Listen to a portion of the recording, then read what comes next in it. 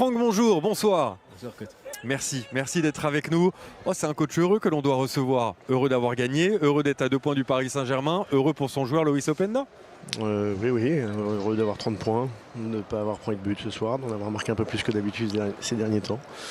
Oui, il faut prendre, hein, voilà, faut prendre, même si ça a mis un peu de temps avant de s'ouvrir complètement, mais je pense qu'on a fait ce qu'il fallait aussi pour que ça s'ouvre un moment.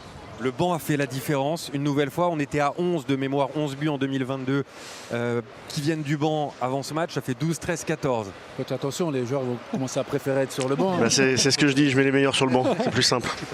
Non mais sans blague, ça joue. Hein. Ce soir, c'est ce qui fait la différence. Ben, en fait, c'est surtout important quand vos finisseurs finissent de cette manière-là les matchs. Alors, on peut être décisif, des fois on ne l'est pas, mais on fait quand même une bonne rentrée. Il y a des joueurs qui n'ont pas marqué, mais qui ont fait une très très bonne rentrée ce soir.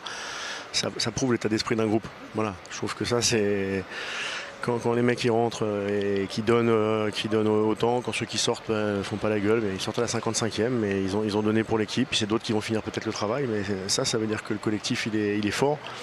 Et c'est important qu'à Lens, mais évidemment pas qu'à Lens, mais en tout cas chez nous que le collectif soit le plus fort. Qu'est-ce que vous lui avez dit à Loïs Openda à l'issue du match? Vous avez eu le temps de lui parler? Oui. Je lui ai dit qu'il avait eu raison de prendre une petite semaine de vacances, il a retrouvé du jus, c'était bien. Jimmy? Oui, coach aussi, comme vous l'avez signifié, la chose importante, c'est un nouveau clean sheet. Et le 6e en 7 matchs, s'il me semble-t-il. Ça, je crois, oui. Et voilà, pour les équipes qui veulent jouer le haut de tableau, forcément, la base défensive, c'est quelque chose de très important. Oui, on savait que c'était un de nos axes d'amélioration. Alors, entre la première saison et la deuxième, je pense qu'on avait déjà réglé un certain nombre de choses. On avait pris moins de buts. Sur la deuxième partie de saison l'an passé aussi, je trouvais qu'il y avait quelque chose qui avançait. Mais évidemment, quand on veut être dans l'hyper-régularité, il faut que sur le plan défensif, on soit aussi très, très solide et très régulier. Alors c'est un travail, évidemment, pas que nos 3 défenseurs centraux et que notre gardien, qui sont très très bons depuis le début de saison d'ailleurs. Mais voilà, c'est un vrai travail collectif.